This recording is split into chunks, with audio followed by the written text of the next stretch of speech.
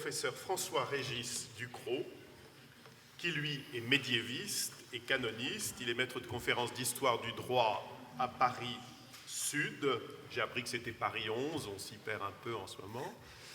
Et dirige un programme qui s'appelle Gratianus, n'est-ce pas, hein, qui est un programme religion-société en Europe. En Europe. Nous vous écoutons avec attention. Pardonnez-moi, ça va faire du bruit, c'est la dernière fois. Non. Très bien. Alors, quant au cléricalisme, la notion a été déjà envisagée par les uns et par les autres, et je n'ajouterai pas ici davantage que ce qui a déjà été dit.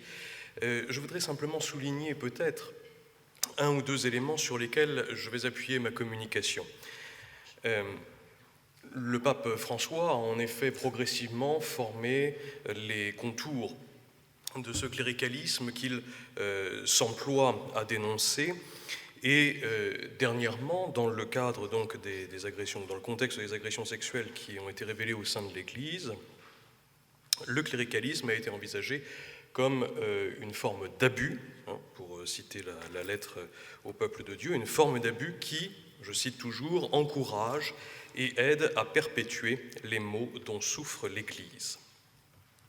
Alors, pour le juriste que je suis, parce que ma formation initiale est quand même celle d'un juriste, pour le juriste, bien sûr, ce genre de propos vont assez vite renvoyer ou faire écho en droit donc à la théorie de l'abus. Cette théorie de l'abus que l'on va pouvoir décliner de différentes manières. Les juristes qui sont parmi vous reconnaîtront bien sûr la jurisprudence Clément Bayard à propos de l'abus du droit de propriété, cet abus que les administrativistes ou constitutionnalistes vont faire rayonner vers l'excès de pouvoir, avec le fameux recours pour excès de pouvoir, l'abus qui va surtout trouver un écho aussi dans le droit pénal. Dans ce droit pénal, l'abus est à la fois une cause exonératoire de responsabilité en certains cas, ou bien au contraire une circonstance aggravante. On pense notamment, c'est l'article 331 du Code pénal, on pense notamment lorsque le crime est commis par un ascendant de la victime, ou bien par une personne ayant autorité sur elle, soit encore par une personne qui a abusé de l'autorité que lui confèrent ses fonctions. Voilà, pour les dispositions juridiques essentielles de notre droit français. La question qui, outre la condamnation bien sûr que cette attitude suscite, l'abus pose immédiatement la question du comment, en fait. Comment est-ce que l'abus est rendu possible ? Comment est-ce que le cléricalisme, qui est un abus, est-il également possible ? Et le pape donne ici déjà quelques éléments, forcément incomplets pour l'instant, mais quelques éléments de réponse, et il nous dit que ce cléricalisme est favorisé, je le cite, par les prêtres eux-mêmes ou par les laïcs. Alors, la semaine dernière, à quelques pas d'ici, le Parlement européen s'enthousiasmait et en même temps s'émouvait de la panique d'une jeune et médiatique suédoise. Et pour cette raison, je m'autoriserai aussi à m'appuyer sur cet enseignement adolescent, mais en citant un autre auteur, si je puis dire, Étienne de la Boétie, que vous connaissez tous. Vous connaissez aussi peut-être son fameux discours sur la servitude volontaire. Et dans ce discours, dans ce petit traité finalement de quelques dizaines de pages, il essaye d'examiner pourquoi est-ce qu'on obéit finalement à un tyran. Et volontairement en plus, volontairement. Alors il dégage différentes solutions s'agissant de la qualité des personnes selon qu'elles sont plus ou moins éduquées à la chose politique, disons. Sa conclusion est quand même relativement pessimiste puisque finalement elle parvient à dire que le pouvoir d'un seul conduit généralement à un abus. Bien. Ce thème de la servitude volontaire en fait ou de l'asservissement de soi-même par soi-même va être repris ensuite vers la fin du XIXe siècle avec notamment la naissance de la psychologie sociale Et pour les Français, nous pensons bien sûr à Gustave Le Bon et sa psychologie des foules, qui finalement renvoie in fine à la question du juste gouvernement. Question du juste gouvernement, mais il s'agit là sans doute d'une approche morale du pouvoir qu'il faudrait traiter du coup sur une période très large avec un sujet de philosophie politique un peu aride que je vais, sans complètement l'oublier, mais mettre légèrement de côté pour me concentrer, tout en répondant toujours à notre question de comment naît ce cléricalisme, pour me concentrer sur son apparition historique dans les institutions et dans le peuple chrétien. Plusieurs avantages, en fait, non pas à une approche de philosophie politique, mais à une approche historique du sujet. Le premier avantage que j'y vois, c'est que nous découvrons que le cléricalisme n'est pas quelque chose de nouveau. On semble découvrir un phénomène qui finalement existe depuis longtemps, où on essaye de caractériser quelque chose qui, comme cela a été un peu esquissé auparavant, existe depuis effectivement des temps presque immémoriaux.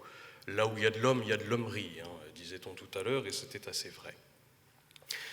Le deuxième avantage que je vois à l'examen historique finalement de ce sujet, c'est de découvrir que le cléricalisme est peut-être une cause d'abus, mais qu'il est lui-même la cause, ou plutôt la conséquence d'une autre cause.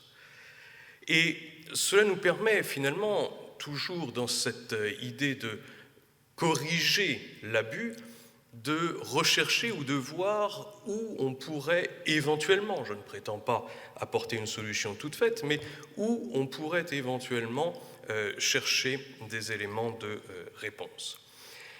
Alors, j'ai eu peut-être, je ne sais pas, la stupidité de vouloir faire le lien entre deux interventions, celle du professeur Coutinho qui portait sur l'Antiquité, et puis celle de mon autre collègue, Madame Lemaître, qui portait sur la période moderne.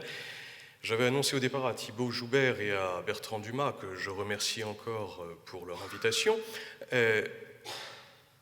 j'avais pensé faire la réforme grégorienne finalement jusqu'à la période moderne, et je me suis aperçu qu'il aurait été vraiment dommage de passer sur la période franque, sur la période carolingienne notamment, et c'est pourquoi je prendrai mon propos, très ambitieux, ça fait presque 1000 ans, je le sais, mais depuis la fin de l'Antiquité pour aller jusqu'à la période moderne. Deux temps dans mon exposé, un premier temps qui va partir essentiellement donc, du VIe siècle pour aller jusque vers la réforme grégorienne, qu'il est toujours difficile de dater exactement. Posons comme borne le XIe siècle, elle est assez traditionnelle. Et puis, où je montrerai, ou j'essaierai de montrer en tout cas dans cette première partie, un modèle d'église, puisque toute l'étude sera ecclésiologique, un modèle d'église qui est pensé comme une société. Et puis, ce modèle va évoluer à partir de la réforme grégorienne pour, selon moi, se muer en une église conçue comme autorité.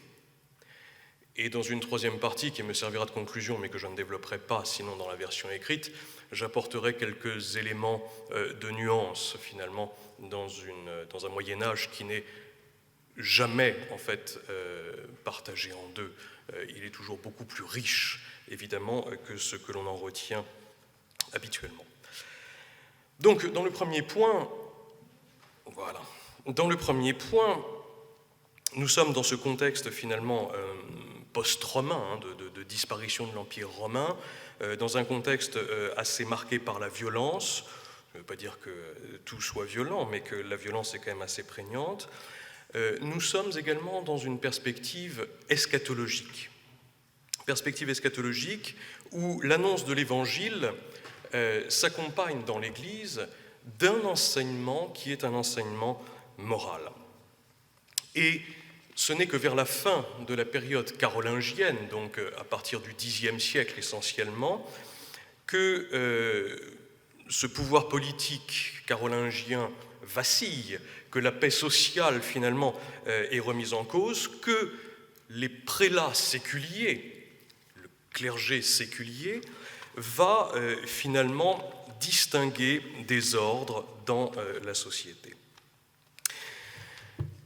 Le pape, dans sa lettre au peuple de Dieu, donc d'août 2018, évoquait le texte de saint Paul que nous connaissons bien, avec les chrétiens comme membres du corps, d'un corps dont le Christ finalement est la tête.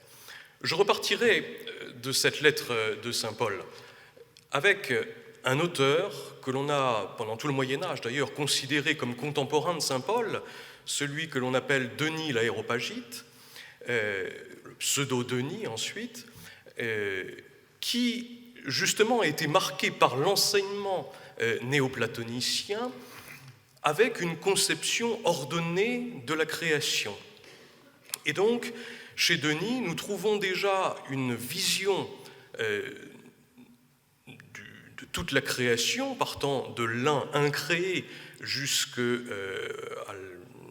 l'être humain, avec des triades, différentes strates, des anges, etc. Cet un qui descend finalement dans la chair, et puis par un mouvement ensuite d'ascension de purification, parvient à son salut.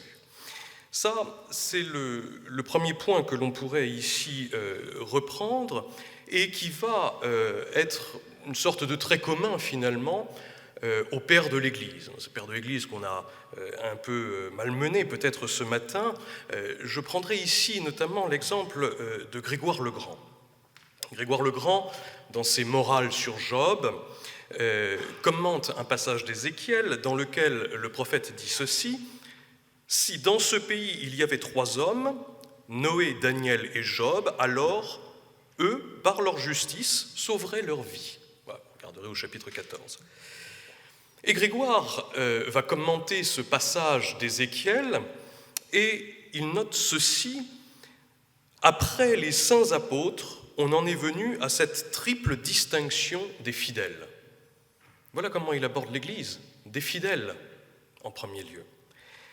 Et il nous dit ceci, ce même Grégoire le Grand: « Noé, qui guida l'arche sur les flots, symbolise les pasteurs, au-dessus du peuple, pour en être les modèles.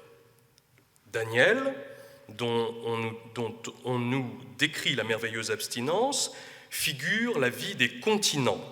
Ayant renoncé à tout ce qui est du monde, ils dominent par leur élévation de l'âme. Job, poursuit Grégoire, Job nous représente la vie des justes mariés, ce qu'il appelle le bonorum conjugum, se servant de leurs richesses terrestres pour faire de bonnes œuvres. Ils sont, conclut-il, ils sont en marche vers la céleste patrie. » Donc, assurément, l'enseignement des pères de l'Église n'est pas celui d'une opposition, il n'est pas celui d'une vision finalement bipartite entre d'un côté les clercs et de l'autre les fidèles. Tous sont des fidèles, mais chacun dans un rôle particulier. Et cette opposition d'ailleurs entre clercs et baptisés, simples baptisés si je puis dire, fidèles, ne peut pas fonctionner puisqu'il est déjà, Grégoire, et les autres avec lui, j'aurais pu parler d'Augustin, il est déjà dans une optique où il y a 2 clergés. Et peut-être que celui qui prime, ce n'est pas le clergé séculier. On sait, bien sûr, toute l'influence que les pères de l'Église ont eue sur la pensée médiévale en Occident. Ils sont continuellement et systématiquement repris, et même au-delà d'ailleurs de cette période. Et ici, finalement, la figure du clerc que nous retiendrons à l'enseignement des pères de l'Église, c'est la figure d'un clerc qui éduque par sa moralité, qui est finalement un exemple. Et c'est parce que ce clerc, justement, est un exemple, parce qu'il obéit à une certaine morale, qu'il est en capacité, finalement, d'être suivi.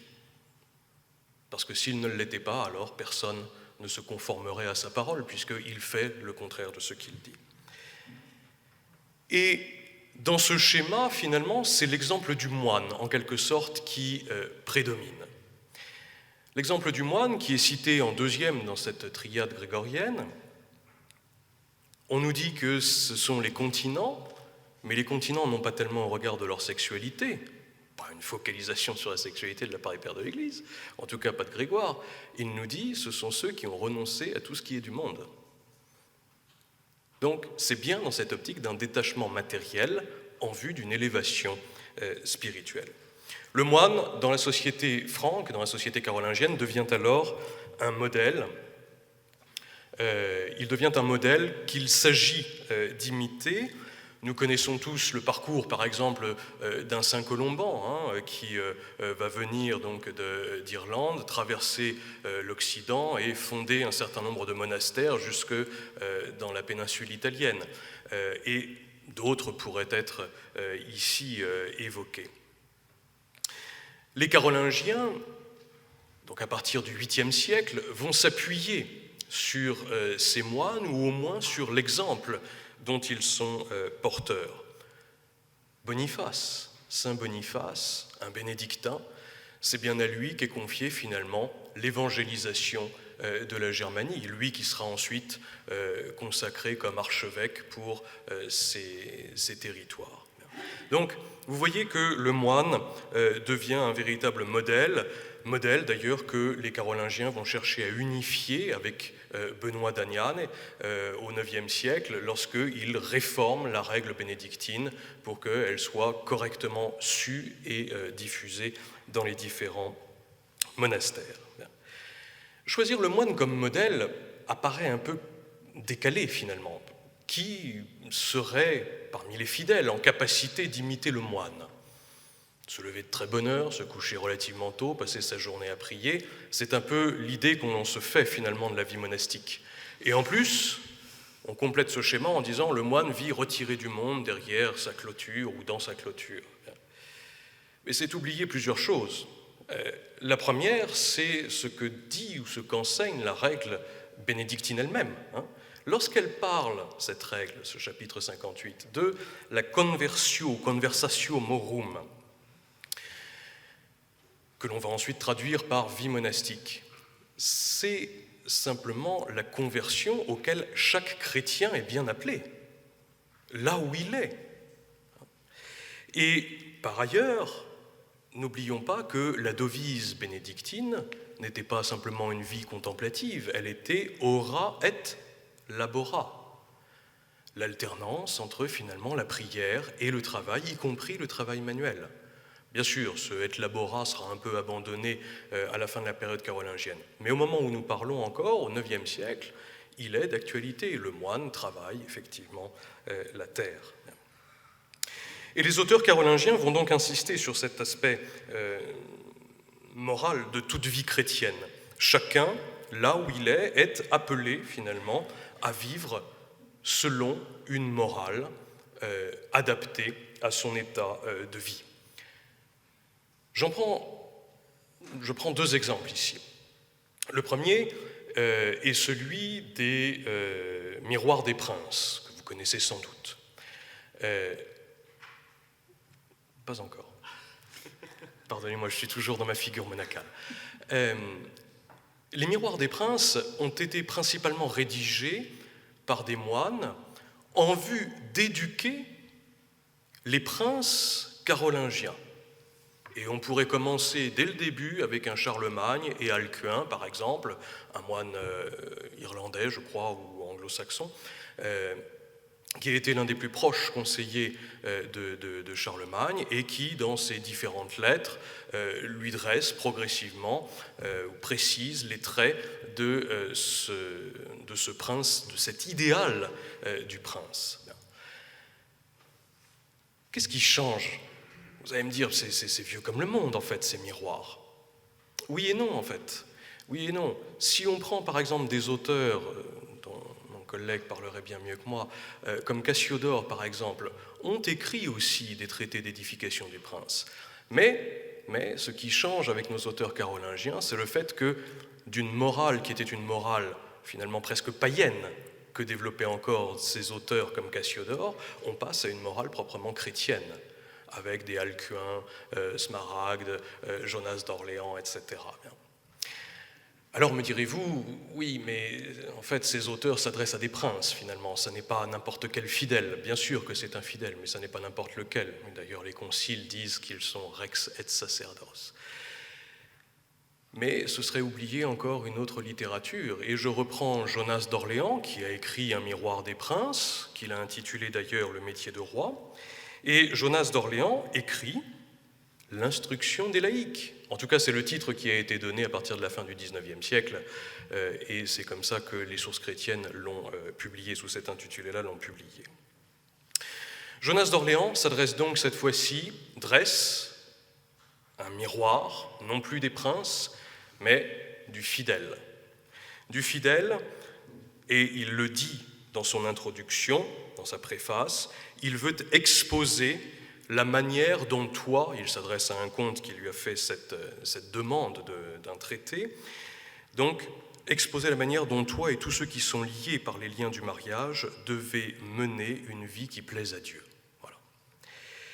Et c'est ce qu'il fait, nous dit-il, en rassemblant des paroles de l'Évangile et des écrits des pères de l'Église. 3 livres, un premier livre qui va porter essentiellement sur la vie sacramentaire, essentiellement la confession d'ailleurs, mais également le baptême.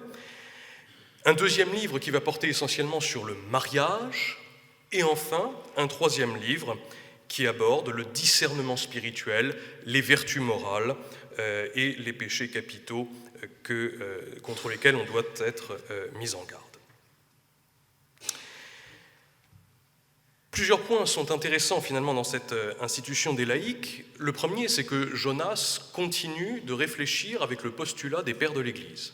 C'est-à-dire qu'il n'a pas perdu de vue la distinction que Grégoire le Grand faisait au VIe siècle, c'est-à-dire les clercs séculiers, les clercs réguliers et enfin les laïcs mariés, les laïcs qui ne sont donc pas des sous-chrétiens, qui ne sont pas une 2e ou 3e catégorie de chrétiens. Tous participent finalement à l'œuvre de leur propre sanctification et de salut de l'Église. Et reprenant Jonas, reprenant encore cette image du corps dont le Christ est la tête, il dit qu'il est inévitable, lorsque les membres sont faibles, que la tête soit malade ou qu'elle ne soit pas loin de l'être. Et donc, ce que va développer finalement Jonas dans son traité, c'est l'idée d'une famille comme église domestique. Une idée qui est d'ailleurs très chère à tous les pères de l'Église, que l'on retrouvait chez saint Jean Chrysostome, par exemple, ou encore chez saint Augustin, et qui confie finalement à chacun une fonction, presque un ministère pastoral, c'est le mot qu'emploie Jonas, au sein de sa famille et de sa maison. Est-ce qu'il n'y a pas une trace de cléricalisme chez Jonas et plus largement chez les auteurs carolingiens? Si, en quelque sorte, puisqu'il y a 2 chapitres dans le livre 2 qui sont consacrés au respect ou à l'honneur que l'on doit rendre aux clercs. Mais ce sont 2 chapitres sur presque une centaine. Et Jonas ne s'appesantit pas du tout sur ce sujet. Donc, Jonas est le témoin finalement d'un souci, d'une attention que les clercs portent à cette édification des fidèles. Et Jonas n'est pas le seul, en réalité. On pourrait également parler du livre des exhortations de Paulin d'Aquilée, par exemple, ou encore on pourrait parler d'une femme, Duoda, qui était l'épouse d'un comte, je crois, Duoda, qui a écrit un manuel à son fils, où elle lui expose effectivement comment vivre chrétiennement et charitablement. Et puis nous pourrions également poursuivre avec des sortes de vulgarisation de l'Évangile. On disait tout à l'heure que la Bible était en latin.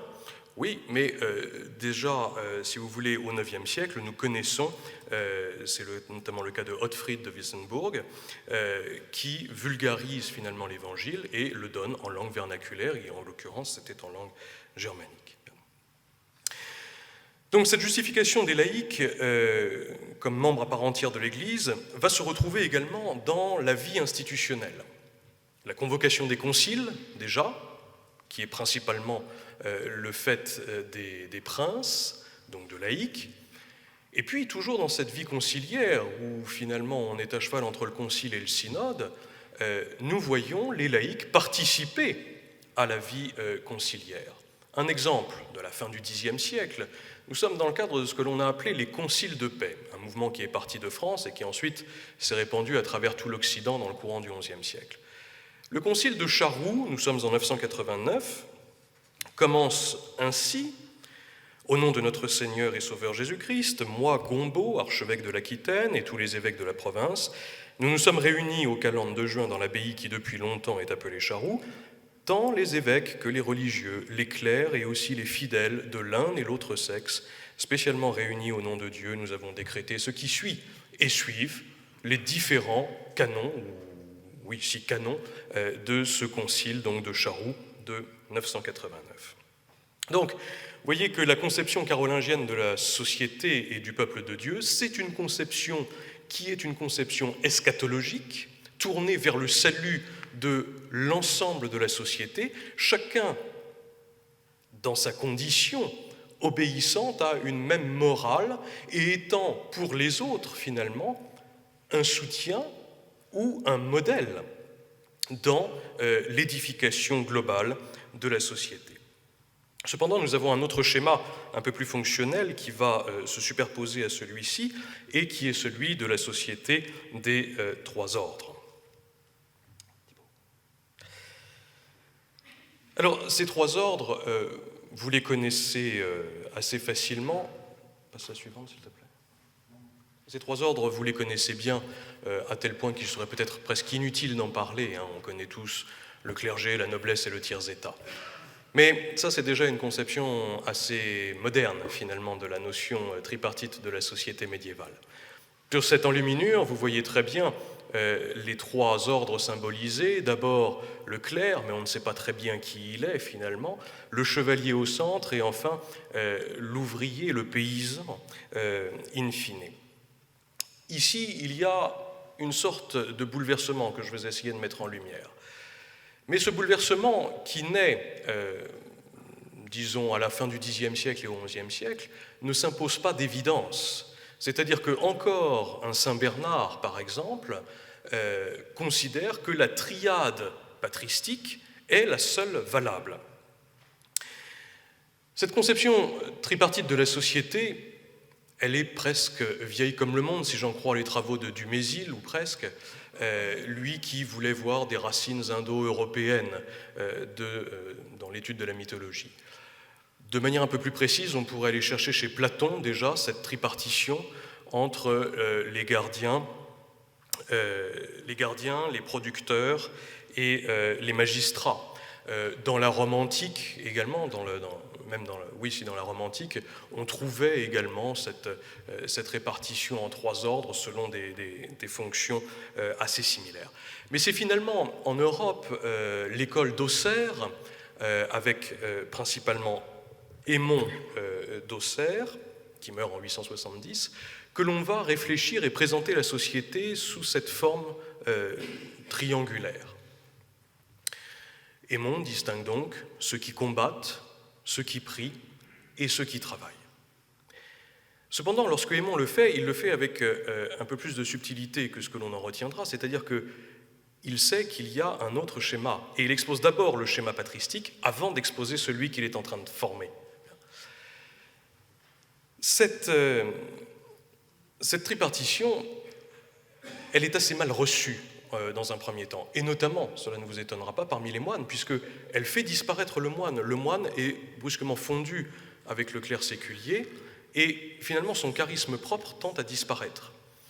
Parce qu'il disparaît, le moine va réagir, et les propres élèves d'Aymon, d'ailleurs, vont récuser les thèses de leur maître, ou sa présentation de la société, et c'est ce que nous retrouvons encore, par exemple, au début du XIe siècle, chez Abbon de Fleury, qui dit, voilà, c'est un peu comme Marthe et Marie, il y a ceux qui s'agitent et qui sont dans le monde, c'est le clergé séculier, et il y a ceux qui sont au pied du maître, et ce sont les moines. Nous sommes toujours donc dans cette presque impossibilité de concilier deux vies cléricales, deux vies entre guillemets données. Finalement, vous le savez, c'est quand même le parti épiscopal ou du clergé séculier qui va l'emporter, pour d'ailleurs différentes raisons, et c'est le texte d'Adalbéron de Laon que vous connaissez bien dans son poème au roi Robert. Nous sommes dans les années 1020 par là, et c'est là qu'il décrit cette triade de la société. Je vous laisse lire le texte, mais l'idée qu'on en retient, c'est une triade hiérarchique, où le premier siège, la première place, est finalement donné au clergé. Ensuite viennent les autres ordres, même s'ils sont dépendants les uns des autres, nous dit Adalbéron, mais néanmoins, le premier rôle revient au clergé. Pourquoi ? C'est la fin du texte qui nous le dit, en quelque sorte, et j'y reviendrai. Mais l'idée ici, c'est 40 minutes, c'est ça ? Vous avez encore 10 minutes. L'idée ici, oui. L'idée ici, c'est bien de reformer l'ordre de la société, de sortir de l'anarchie, en fait, pour marcher de nouveau vers le salut. Mais marcher de nouveau vers le salut, pour le parti épiscopal, ça veut dire retrouver les anciennes prérogatives qu'il avait du temps des rois mérovingiens et du temps des rois carolingiens ensuite. La question alors devient désormais, qu'est-ce qu'un clerc ? Qu'est-ce qu'un clerc ? Puisque de toute façon, brusquement, cette catégorie vient d'être rejointe par deux vocations a priori différentes, ceux qui sont dans le monde, ceux qui prêchent, et ceux qui sont dans la prière. Très difficile de définir cela, jusqu'au Code de 17, le Code de droit canonique de 1917, c'est une notion assez floue. Disons que les canonistes médiévaux retiennent une conception finalement, ou une définition extensive du clerc. Le clerc, de manière générale, c'est celui qui se voue à une tâche religieuse. Voilà.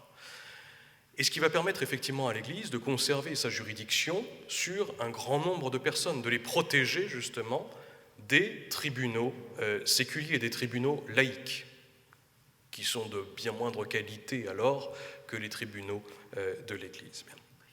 Donc, voilà ce qu'est le clerc, c'est celui qui accomplit une fonction dans l'Église au regard du droit canonique médiéval. La question du sacerdoce ou la question finalement de l'ordination n'est pas un critère opérant ici. Ce qu'il faut retenir du clerc, à la période médiévale, mais déjà un peu avant, c'est qu'il est privilégié juridiquement, au sens de privata lex, c'est-à-dire qu'il a sa propre loi, son propre régime juridique.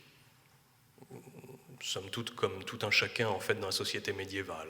Mais bon, sa propre règle juridique, son propre droit, et il bénéficie également d'immunité.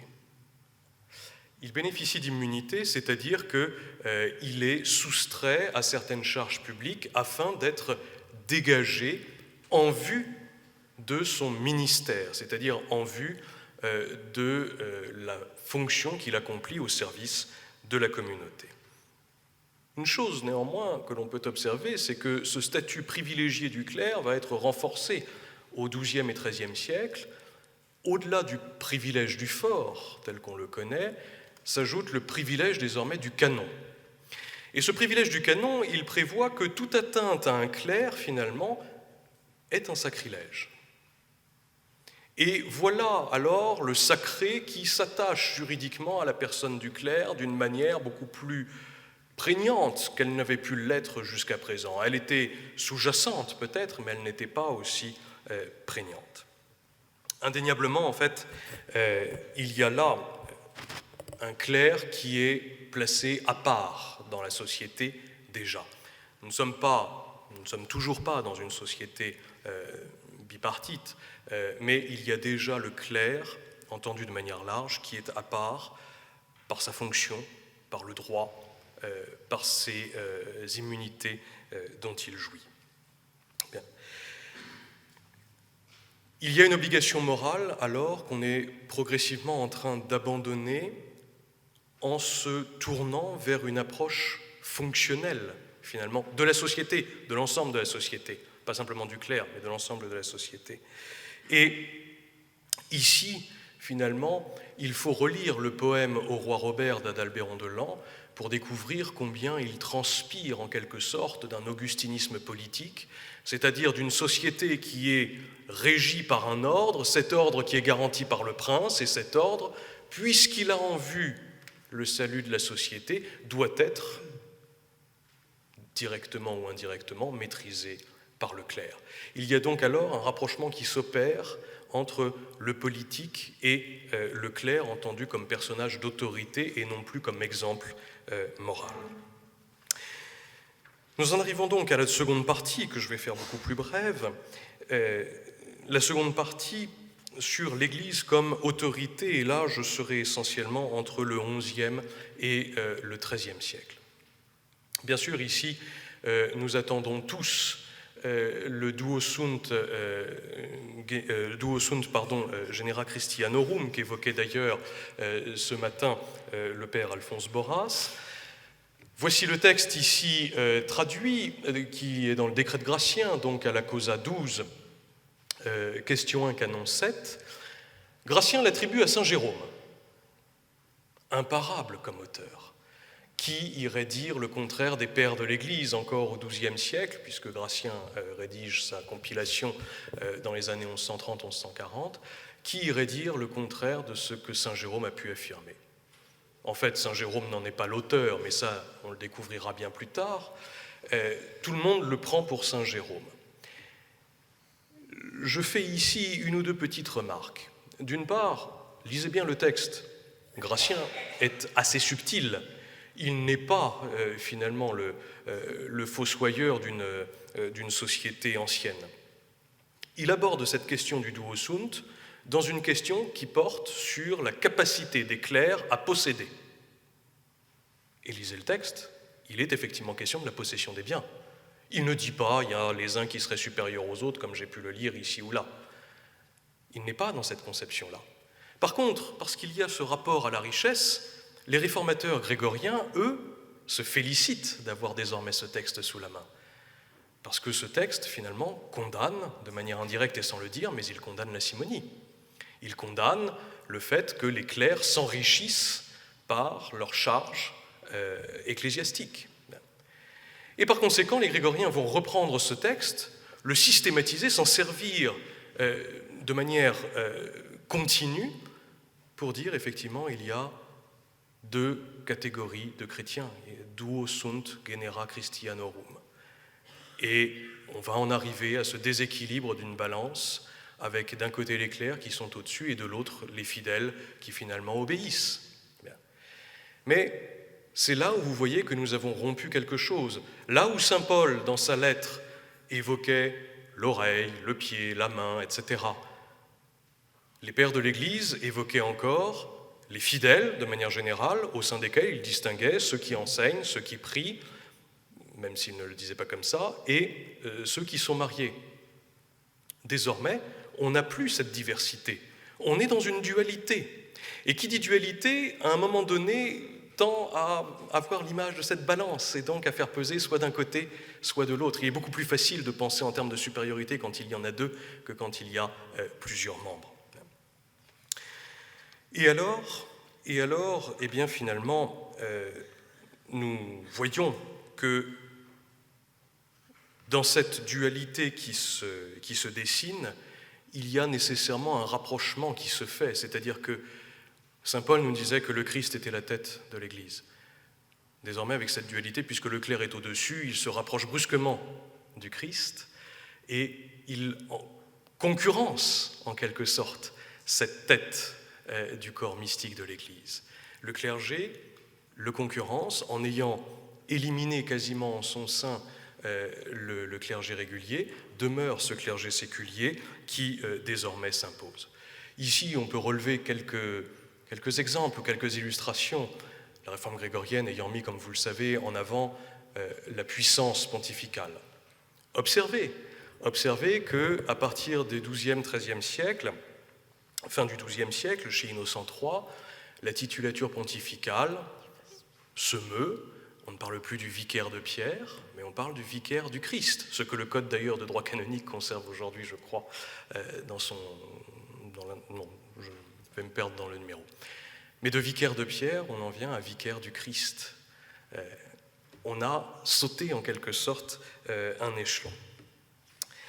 Alors, d'un cléricalisme qui s'affirme, on passe également à une cléricalisation. Par cléricalisation, je veux parler ici de cette tentation qui consiste à confier ou à réserver, je sais qu'il me reste 1 minute, qui consiste à confier ou à réserver à des clercs des attributions qui ne leur revenaient pas normalement, ou alors à faire de certains laïcs des clercs. C'est ce qu'avait fait le droit médiéval. Le droit canonique médiéval disait, à partir du moment où vous remplissez en quelque sorte une fonction dans l'Église, que vous soyez ordonné ou pas, peu importe, vous êtes considéré comme clerc, ce qui nous permet donc d'avoir une juridiction sur vous et de vous protéger en premier lieu, ensuite de vous commander. Mais il y a aussi le fait que le clerc, ordonné cette fois-ci, exerce des fonctions qui, en principe, ne lui sont pas dévolues parce qu'elles sont des fonctions séculières. C'est un autre phénomène ici de cléricalisation. Et cette cléricalisation, nous pouvons l'observer au regard de différents exemples. Je retiendrai ici d'abord l'exemple liturgique, c'est-à-dire qu'à la période carolingienne, on demandait encore finalement aux fidèles de chanter le Gloria, de chanter également ou de réciter en tout cas le Pater et le Sanctus. Après la réforme grégorienne, c'est en quelque sorte fini. Et les différents offices ou les différents ministères dans l'Église sont également pensés à partir du célébrant, en fait. C'est l'apparition typiquement ce que l'on appelle le missel plénier. C'est-à-dire qu'avant, vous aviez le missel d'autel, puis vous aviez un lectionnaire, puis vous aviez différents livres comme ça qui, au XIIe siècle, sont brusquement regroupés. Il y en a un exemple, Thibaut, un peu plus loin. Qui sont regroupés qui sont regroupés au sein d'un même recueil, c'est-à-dire que c'est le prêtre, vous voyez ici, qui a tout, à la fois les prières eucharistiques, le chant, vous avez le début du Gloria, vous avez également l'évangile sur la page de droite, etc. Bien. Donc, vous voyez ici que tout est désormais entre les mains, à proprement parler, du clerc, et c'est lui qui ensuite va pouvoir distribuer finalement les tâches. Bien. Même chose, en quelque sorte, quant à la prédication, une prédication qui ne s'adresse de moins en moins au peuple, mais de plus en plus aux clercs, une prédication qui devient un art, une prédication qui devient savante, qui ne se fait plus en langue vernaculaire, ce qui est une chose qui existe depuis la période carolingienne, mais qui se fait désormais en langue latine, etc., etc. Donc il y a effectivement une sorte comme ça de mise à distance que nous allons retrouver par exemple dans les statuts épiscopaux, dans certains du XIIIe siècle, j'ai relevé ceci. La foi n'est pas soumise à la raison. On n'a pas à demander le pourquoi et le comment des choses qui regardent la foi, mais simplement nous devons les croire et dans la vie future, nous les comprendrons pleinement. Voilà finalement ce qu'on demande aux fidèles. Répéter, croire, comprendre, ça c'est annexe finalement. S'agissant de la hiérarchie, je conclus. Il y aurait d'autres exemples ici qui toucheraient à la hiérarchie également dans l'Église, l'intervention par exemple du pontife romain dans les bénéfices, dans l'attribution des bénéfices épiscopaux. On pourrait également parler d'une théocratie pontificale qui se met en place au lendemain de la réforme grégorienne et qui fait que le pape est le juge de l'empereur. Mais ou encore des officialités, tout ça je le développerai dans la version écrite puisque j'aurai plus de temps que maintenant. En guise de conclusion, je voudrais simplement, l'image précédente aussi, en guise de conclusion, je voudrais simplement, si vous voulez, relever quelques éléments de remise en cause de l'approche ministérielle de l'Église, c'est-à-dire on considère simplement le clerc comme ayant un ministère et les autres finalement suivent. il y a deux choses, à mon sens, qu'il faut relever. D'une part, la concurrence des autorités, et d'autre part, la réaffirmation de l'apostolat. La concurrence des autorités, elle se fait à la fois dans l'Église et à l'extérieur, ad intra et ab extra. Une concurrence d'abord au sein de l'Église. Ici, vous avez Urbain II qui est à Cluny. Cluny, c'est l'exemple même, fondé avant la réforme grégorienne, mais il est révélateur de quelque chose, c'est cette volonté des moines d'échapper finalement à la juridiction épiscopale pour être rattachés directement à l'autorité du pontife romain. L'autre élément que l'on pourrait voir, les autres éléments que l'on pourrait voir dans ces critiques ad intra, c'est l'aversion du peuple envers l'autorité épiscopale, qui est reconnue expressément par le droit canonique médiéval comme étant une cause pour que le pape puisse démettre ou transférer l'évêque d'un siège à un autre. L'aversion du peuple, même si le peuple n'élit plus le clergé comme autrefois dans l'Antiquité encore, il y a toujours cet élément qui intervient et qui est reconnu expressément. Que dire également du conciliarisme, 15e siècle, j'arrive tout de suite. Que dire également du conciliarisme? Quant aux critiques venant de l'extérieur, le gallicanisme en est une particulièrement, et de manière générale la laïcisation de beaucoup de choses. La réaffirmation de l'apostolat, c'est la dernière remise en cause peut-être de cette conception ministérielle finalement dans l'Église, c'est l'apparition de ces chrétiens qui entendent marcher malgré leur pasteur. Ces mouvements que l'on a pu parfois qualifier d'hérétiques, parfois, je dis bien, je pense notamment aux Patharins milanais, pour rester dans la province de Milan. On pense également à la constitution des tiers-ordres, aux confréries, et finalement à l'annonce de la parole, et c'est là où je terminerai avec les frères prêcheurs. Les frères prêcheurs qui sont d'abord considérés comme des laïcs, qui vont s'adresser à des laïcs avec une très bonne formation théologique. C'est peut-être l'un des points finalement sur lesquels il faut sans doute insister. C'est-à-dire que la dénonciation du cléricalisme ne va pas sans une éducation. Tout à l'heure, Monseigneur de Moulin-Beaufort, je crois, parlait justement de cette éducation. Il y a un devoir pour les chrétiens de s'instruire dans les choses de la foi. Plus ils restent bêtes, plus ils restent ignorants, plus ils abandonnent finalement au clerc la maîtrise de leur vie spirituelle et au-delà. Je vous remercie.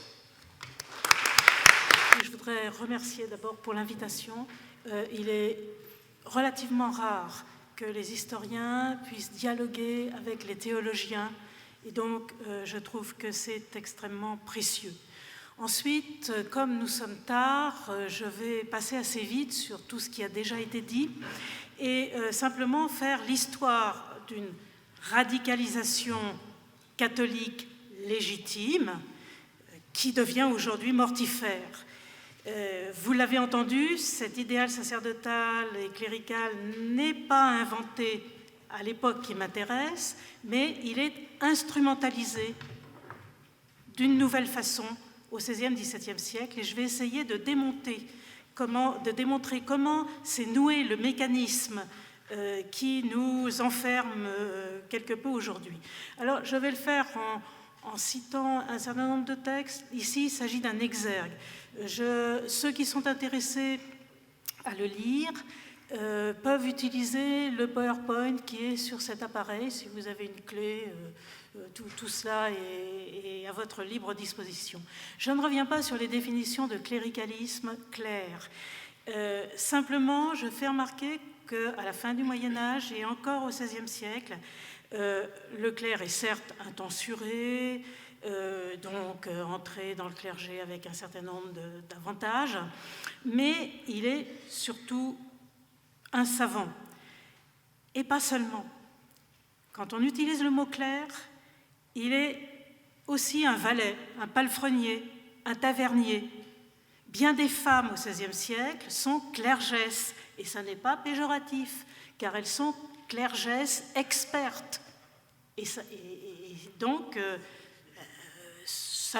c'est un compliment. admiratif, mais qui va rarement jusqu'au partage du pouvoir. Je vous renvoie à Marguerite de Navarre ou à Thérèse d'Avila. Malgré tout, elles ont pu exercer, dans certains domaines, le pouvoir. Donc, ce qualificatif de clerc, ce n'est pas simplement les ministres ordonnés, même si le mot commence à être réservé à ceux qui parlent du monde des réalités transcendantes, qui sont porteurs donc de l'explication de l'écriture, donc de la parole, comme on dit, à cette époque-là. Mais justement, ils sont mis en cause à cause de leur incompétence, et on ne leur fait plus confiance vers la fin du XVIe siècle. Alors derrière, il y a la prédication des ordres mendiants, on en a parlé, donc je n'y reviendrai pas. Il y a surtout les privilèges, les abus, c'est ces privilèges. Je donnerai un ou deux exemples tout à l'heure.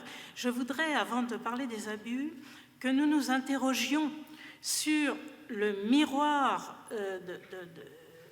que manifeste cet idéal montant chez les clercs, mais aussi chez les laïcs, qui ont besoin, non pas de gourous, mais de gens compétents pour expliquer la parole, surtout qu'ils sont maintenant capables, la plupart du temps, de lire. Alors, dans une première grande partie, je ferai un inventaire de la situation des prêtres et de leur cohésion au début du XVIe siècle, avant le Concile de Trente, et puis j'observerai l'idéal sous-jacent, ancien et contemporain au Concile, qui est à la fois transformé depuis l'époque médiévale et remis en valeur, parce qu'il est remis en valeur aussi par l'humanisme et l'imprimerie. Et j'observerai enfin ce que le Concile de Trente en a fait, et surtout ce que la réforme catholique du XVIIe siècle en a fait, avec les conséquences qui suivent aujourd'hui. Alors, tout d'abord, un idéal sacerdotal. On en parle depuis aussi bien la réforme grégorienne que la réformatio in capite et in membris, au moins depuis le Concile de Vienne, 1311, mais on en parle déjà en 1215, quand on donne aux propres prêtres le monopole du sacrement de la confession. Il est déjà en 1311 question de réformer le clergé indigne. Alors le grand schisme va accentuer tout ça, mais on a des thèmes de réforme qui sont en place très vite. Qu'est-ce qu'on demande au clergé séculier? Assurer la charge d'âme, donc encadrer l'examen de conscience qui est requis, donc l'honestas des mœurs, l'honestas, la démarche, la bonne compagnie, la résidence, ce qui peut le séparer du commun des fidèles, mais pas trop encore, le vêtement couvrant la robe, qui est le reflet de sa perfection intérieure, qui doit correspondre à son status, comme on dit, mais ni plus ni moins qu'un seigneur qui est aussi qui a aussi la robe longue, un bourgeois marchand riche ou même un artisan. Donc, la vie des clercs, certes, doit être meilleure que celle des laïcs, c'est ce que dit le droit canon, mais le propre prêtre, qui est désormais valorisé, il est valorisé, mais il n'est pas encore mis à part. Il est éduqué avec les notables en ville, ou en apprentissage auprès d'un autre curé qui lui lèguera son bréviaire, la plupart du temps. Il a la possibilité d'utiliser des manuels qui sont rédigés d'ailleurs par des je vous donne deux exemples là, par des dominicains, franciscains, carmes. Il y en a énormément et l'imprimerie va les développer. Nous avons quelques témoins de la manière dont on présente la réforme de l'Église avant Luther chez des prédicateurs célèbres. Alors évidemment, comme je suis à Strasbourg, je prends Gellert de Kaysersberg, c'est tout à fait normal, bien travaillé par M. Rapp, j'espère qu'il va bien, qui tonne contre... Oui, il va bien, bon, ça me ravit. Qui tonne contre les curés, Gellert de Kaysersberg, qui ont trop de biens, qui sont paresseux, qui sont cupides, qui ne sont pas plus savants que des singes. Et ils ne ménagent pas d'ailleurs les évêques, entourés de jeunes gens prétentieux et flagorneurs. Bref, le ministère pastoral, dit Geller est rempli par des hommes auxquels on oserait à peine confier des bêtes et qui sont des tondeurs et non pas des bergers. Voilà un petit peu les expressions, je vous laisse lire la fin.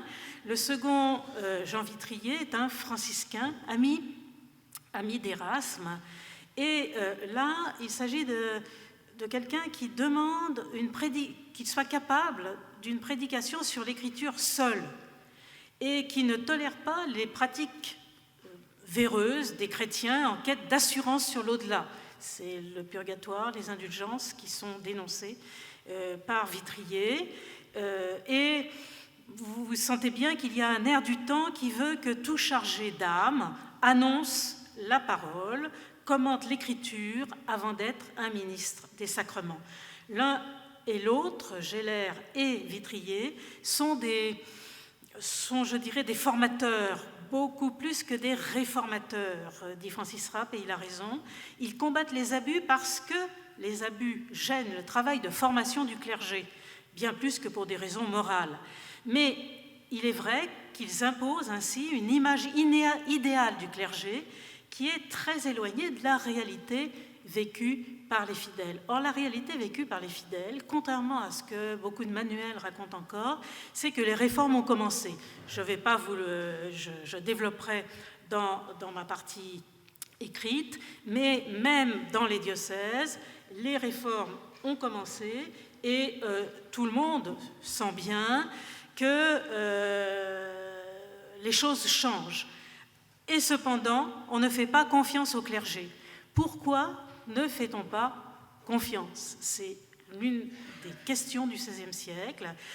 On sait ce que doit être la réforme, mais elle ne vient pas. Et même le clergé et les puissants agissent comme des loups ravissants. On utilisait l'image tout à l'heure, et elle est très très utilisée au XVIe siècle. La réforme ne se fait pas alors que l'intériorisation de la religion chez ceux qui savent lire et écrire, en ville surtout, est en cours, avec des ouvrages de spiritualité petits et grands. Vous en avez plein, les bibliothèques, la bibliothèque Sainte-Geneviève par exemple. Les Genevéfains ont beaucoup collectionné ces petits ouvrages du début du XVIe qui disent comment se confesser, bien mourir. Il y a eu tout un courant littéraire. Gerson est très utilisé encore, un siècle après, Jean Gerson, et pourtant on ne fait pas confiance dans cette Église hiérarchique qu'on ne sent pas capable de se réformer elle-même. Alors, je crois que dans ce manque de confiance, il ne faut pas négliger l'aspect redondant de l'idée de réforme. Ça fait trop longtemps qu'on en parle. Ça fait trop longtemps qu'on en parle et elle ne vient pas. Il ne faut pas oublier l'urgence de la fin des temps. Le millénarisme est très présent. Ce manque de confiance des laïcs envers leurs prêtres réformés, à mon avis, est issu aussi d'un cléricalisme grandissant. Ce qui scandalise les notables urbains en particulier et les pousse vers un anticléricalisme de plus en plus virulent, c'est d'être méprisés par les nouveaux clercs. Les nouveaux clercs qui sont résidents, ils sont très bien, mais ils se mettent à administrer des choses qui étaient auparavant administrées par les laïcs. Les fondations, par exemple, d'écoles ou d'hôpitaux, qui étaient des fondations laïques, notamment dans le sud de la France. Et la réforme calviniste a joué là-dessus.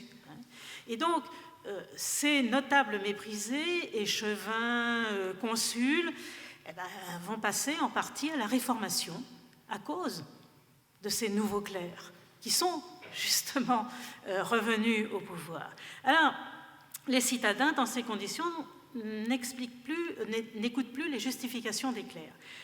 Le cléricalisme du XVIe et du XVIIe siècle est fondé sur un idéal ancien qui est réinterprété face à la crise, à partir de la règle pastorale, à partir du dialogue sur le sacerdoce de Jean Chrysostome, qui sont relus à cette époque-là. On a parlé ce matin, je crois que c'est Marie Jotil, de Jos Clichtov. Jos Clichtov, c'est un humaniste qui est un élève de Lefebvre d'Étaples, mais qui refuse d'aller à Meaux.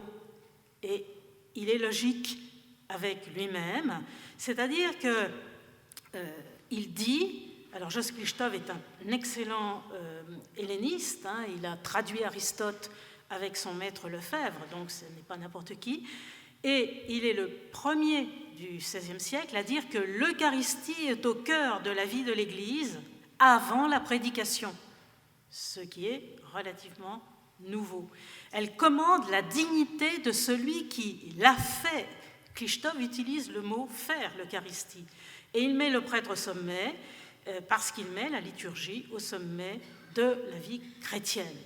Il utilise Grégoire de Nazianze, donc il utilise les pères de l'Église en parfait humaniste.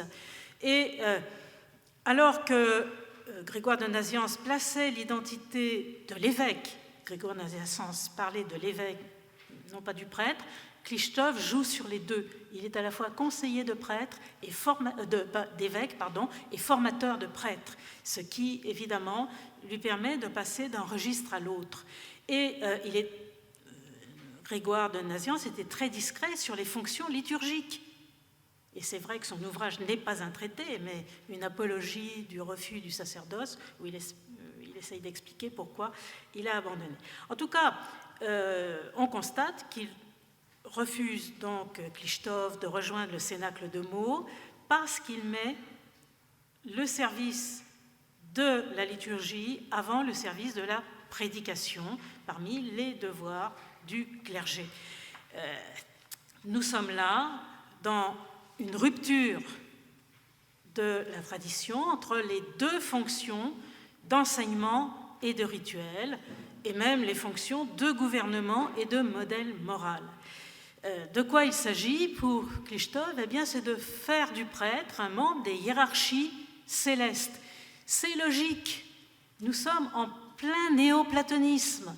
Et le néoplatonisme est utilisé dans les cours.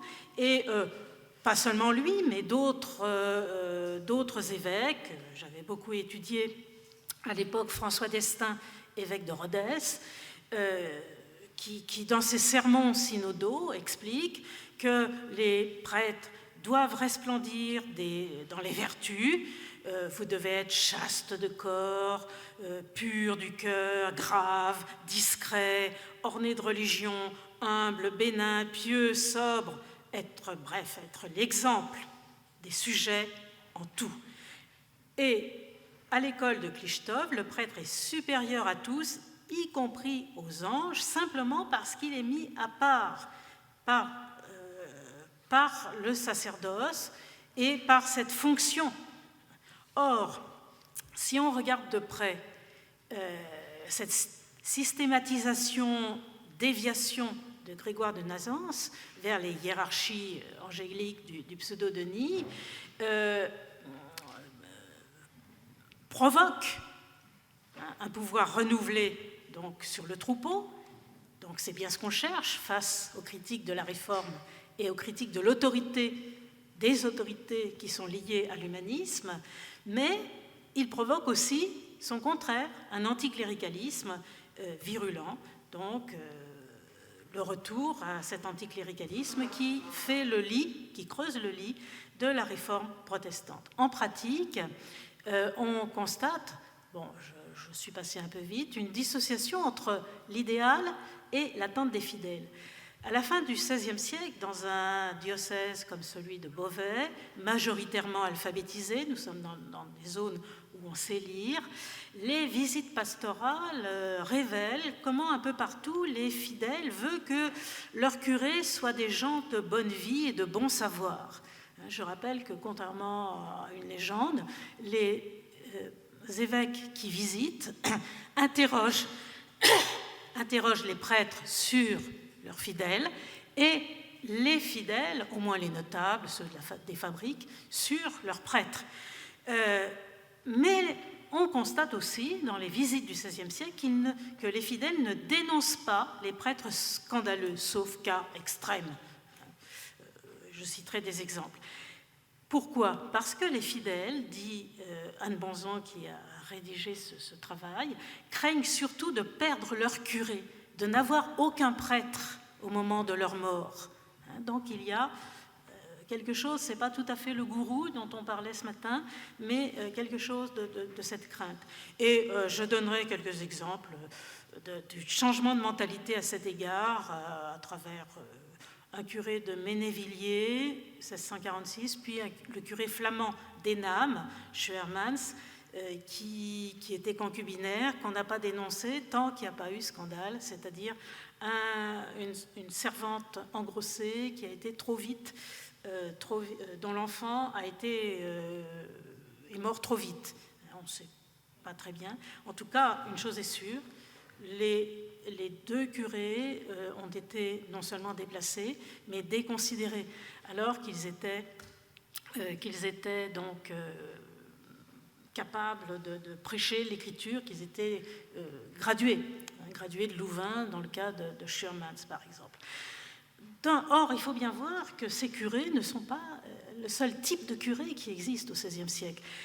Dans d'autres régions, en particulier dans les montagnes, où le peuplement est fait de petits noyaux, petits bourgs, villages hameaux, le Massif central, les Pyrénées, la Bourgogne, le Jura, l'Italie du Sud, on observe que deux types de prêtres coexistent depuis la réforme grégorienne. Ça a tenu jusqu'au XVIIe siècle, même au XVIIIe un petit peu, et malgré les choix de Trente. Il y a le clergé paroissial, et les prêtres de famille, de hameau, prêtres filleuls, enfants prêtres, prêtres de famille, dit-on en italien, qui sont chargés des messes de fondation, alors c'est donc lié au purgatoire, mais aussi fondation, les prières familiales, propitiatoires en temps d'orage, les sacralités protectrices, et non les sacrements. Mais ils lisent les prières au moment de la mort. Bon, il y a un certain nombre de fonctions qui sont importantes dans la vie familiale. Or, ces prêtres deviennent, à partir de Trente, des prêtres de second rang. Ils sont peu à peu éliminés par le système tridentin. Il faut bien voir que ça n'est pas très grave pour un Adrien Bourdoise, que j'aime bien, devenu prêtre en 1613 à Saint-Nicolas du Chardonnay, qui n'avait rien à voir avec ce que c'est devenu maintenant, ou Christophe Sauvageon, le prieur génovéfin et docteur en théologie arrivé à Senlis en Sologne en 1675 et qui rédige un journal vers 1700. Pour eux, les laïcs ne sont que, je cite, des idolâtres baptisés à catéchiser et à discipliner d'urgence, quel qu'il soit. Vous voyez, donc peu importe. Alors, c'est la raison pour laquelle je parle d'une radicalisation de la réforme catholique, mais la mise en place systématique de ce nouveau sacerdoce, fondé donc sur des principes issus du Moyen-Âge, en fait, est mis en valeur au Concile de Trente. Comme souvent dans un concile, on met en application des choses qui ont réussi auparavant. C'est une règle qu'on a observée à d'autres moments, c'est-à-dire qu'un concile n'invente pas tout d'un seul coup. C'est pour ça que je vous ai fait un long exergue pour vous présenter tout ça. Le Concile de Trente, on sait bien, le décret de réforme de 1562, donc je vous le laisse le lire, en choisissant Klichtov.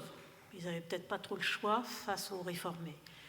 Mais en choisissant de privilégier le lien du prêtre à l'Eucharistie et au sacrement pour se défaire des images protestantes du prédicateur, le Concile est le point de départ d'un réveil de l'idéologie sacerdotale clairement dirigée contre le sacerdoce universel. Et c'est bien là le problème. C'est-à-dire que le prêtre devient un médiateur totalement identifié au Christ, crucifié, à la fois victime sacrificielle et intercesseur pour ses ouailles. Et on voit des prédicateurs plus ou moins zélés, par exemple Pierre de Besse, au tout début du XVIIe siècle, alors que le Concile de Trente n'est pas encore totalement appliqué en France, donc sous Henri IV, assurer qu'il s'agit de la prêtrise est plus noble que la noblesse et plus royale que la royauté, parce que c'est le Saint-Esprit qui est instituteur du prêtre, et du prêtre seul. Il est aumônier et prédicateur du prince de Condé. Il utilise Jean Chrysostome, aussi bien que Thomas d'Aquin. C'est très très fondé, cette étude. Et il est dans l'air du temps. Il ajoute quand même cependant, pour honorer un prêtre, il ne faut pas regarder sur les mérites de sa personne, mais considérer seulement la grandeur de son office. Nous ne sommes pas loin des développements à venir. Et les développements à venir, eh bien, c'est Bérulle et Ollier, bien sûr, qui vont les développer, avec Bérulle, Ollier, leurs émules enseignants des séminaires surtout, qu'on a tendance à oublier aujourd'hui. C'est par la participation au sacerdoce du Christ que les prêtres sont appelés à être Christ et donc parfaits médiateurs, puisque parfaitement configurés au Christ. Mais ce recentrage sur l'Eucharistie déséquilibre en partie les fonctions traditionnelles depuis le IVe siècle, du service à la fois des sacrements et de la parole, que Vatican II va remettre en place. Bérulle recadre encore plus loin cette identité en la rapportant à la vocation personnelle du prêtre, qui est identifiée à la mission confiée par l'Église et assurée par le sacrement de l'ordre, qui donne un caractère indélébile. Et le prêtre, donc, identifié au Christ. Mais ce qui est intéressant, c'est que lorsque M. Ollier, Saint-Sulpice, donc, adopte à son tour la dévotion bérullienne de servitude, puisque c'est ça aussi qui est derrière, il insiste sur la séparation. L'esprit du prêtre est un esprit tout autre que celui du particulier des chrétiens. C'est l'esprit de toute l'Église, ensemble, renfermé dans le prêtre tout seul. Nous avons passé là un seuil.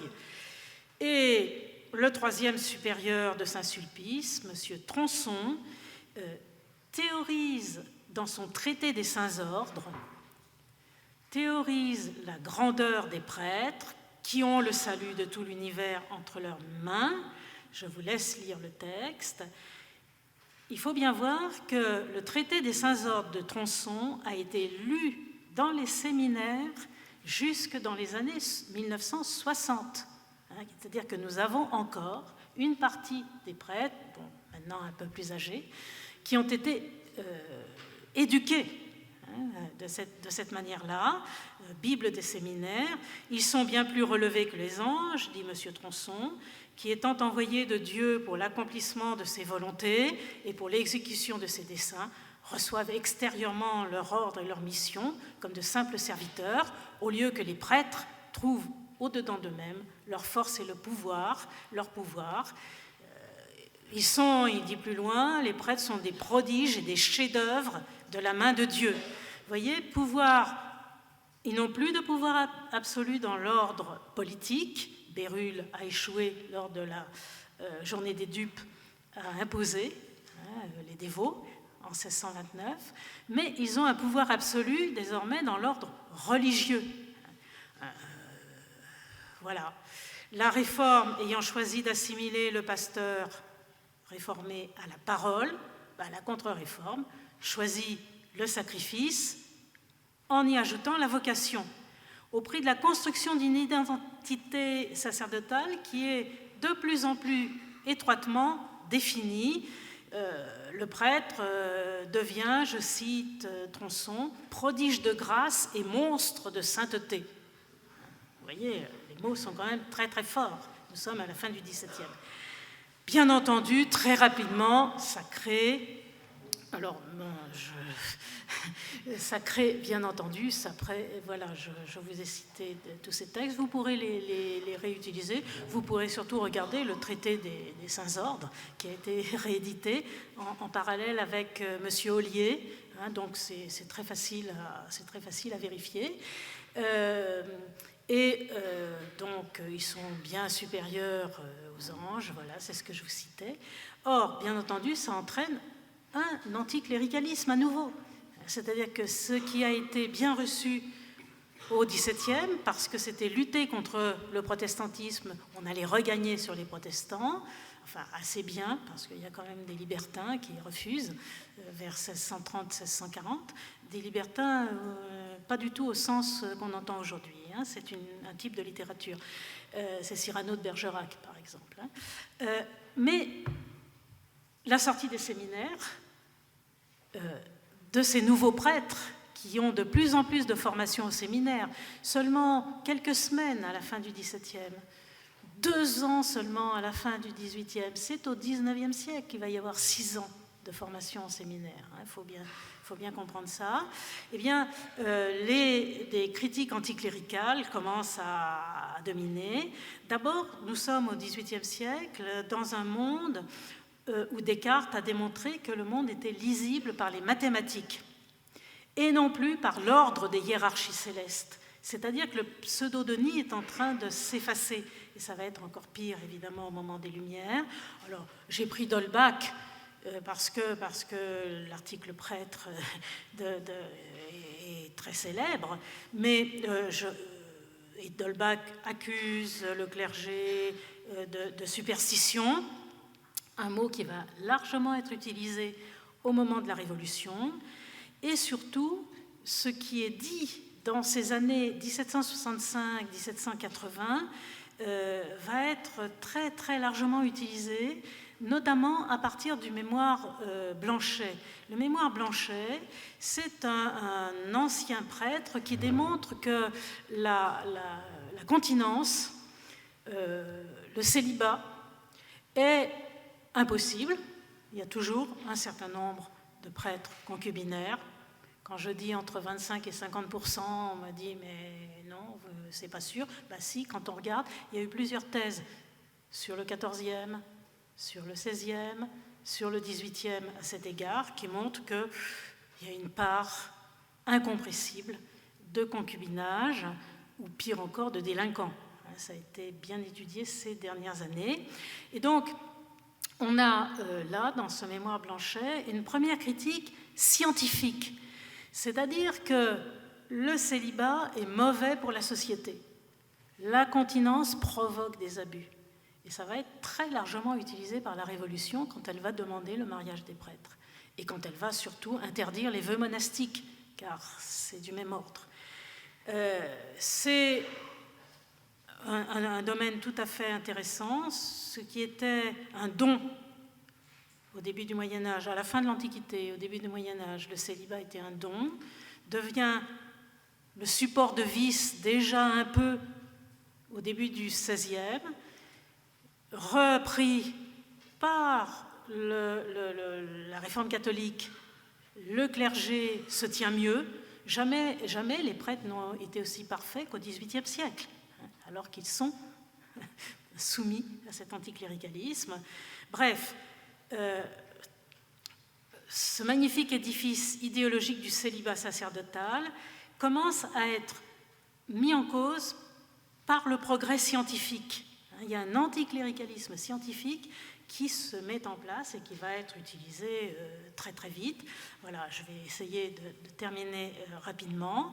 Ce système idéologique était adapté à la crise de la réforme protestante. Et il a survécu jusqu'à nos jours, transmis dans les séminaires, mais aussi soutenu par le conditionnement renforcé des laïcs qui sont des idolâtres baptisés. Aujourd'hui encore, on peut dire ça quelquefois. Voilà, il faut bien comprendre que se joue donc, malgré l'amélioration de la moralité et du savoir des prêtres, se joue quelque chose qui explique, qui provoque maintenant une inadaptation actuelle. En effet, aujourd'hui, on se dit, le prêtre en sait-il toujours plus qu'un diacre ou qu'un laïc? On l'a évoqué ce matin, qu'une femme ou qu'un catéchumène. Il n'y a rien dans l'Évangile qui puisse montrer ça. Ce raidissement de l'affirmation catholique sur le clergé, un groupe qui serait à lui seul l'Église, elle est sensible encore dans les médias. Or, l'histoire de l'Église montre bien qu'il y a eu des images variées des ministères et du service de la communauté chrétienne. On a eu quelques exemples dans les contributions qui m'ont précédé. Donc je n'insiste pas. Le Concile de Trente et l'École française de spiritualité habitent encore l'image du prêtre, aux grandes dames de bien des catholiques, puisque Vatican II aurait dû la gommer. Or, Vatican II n'a rien dit de nouveau sur le rapport entre prêtres et fidèles, et c'est dans le peuple de Dieu, et c'est peut-être là l'un des problèmes à travailler désormais. Et c'est vrai qu'à l'heure de Facebook, l'évangélisation ne peut plus être verticale, elle ne peut être qu'horizontale, distinguée donc de toute forme de gouvernement vertical. Donc ces questions des abus et du célibat qui nous animent aujourd'hui pour ce très beau colloque cachent, à mon avis, un délitement bien plus explosif pour l'Église catholique, qui est que la triple fonction de gouverner, illuminer, parfaire, l'expression est du Moyen-Âge, mais réutilisée sans arrêt par la suite, c'est-à-dire, à l'époque de l'École française de spiritualité, exercer un pouvoir sans partage sur le peuple chrétien, exercer le monopole des sacrements et celui de l'interprétation de l'Écriture. Est-ce que ces trois pouvoirs doivent être associés ou dissociés? C'est toute la question que nous aurons ensemble, clercs et laïcs, à affronter désormais en commun. Alors, la transformation va venir. Moi, je sais que ça va bouger. Le problème est, comme dit très bien Anne Soupa dans Consoler les catholiques, dans son dernier livre, qui est très intéressant, car fondé sur l'Écriture, qui décidera du changement? Comment peut-on penser que les clercs vont laisser une partie de leurs privilèges? C'est ce qui rend cette idéologie intransformable pour le moment, difficilement transformable, et qui fait qu'on n'y croit pas. Et cependant, enfin, j'ai bien écouté Monseigneur, malheureusement Moulin-Beaufort qui est parti, la dernière exhortation apostolique, Christus Vivit, c'est un très beau texte de François, 2 avril 2019, je le signale, veut une église qui ne devienne pas un musée, très important. La tradition ne vaut que si elle est utile pour vivre et croire aujourd'hui. Alors, souhaitons que le trésor des traditions, parce que je préfère quand même qu'on garde les traditions à la tradition, parce que c'est connoté par ailleurs, c'est à nous tous, prêtres et laïcs, hommes et femmes, d'éviter cette dissolution que nous voyons apparaître sous nos yeux. Repensons l'Église dans notre monde d'aujourd'hui. Je vous remercie.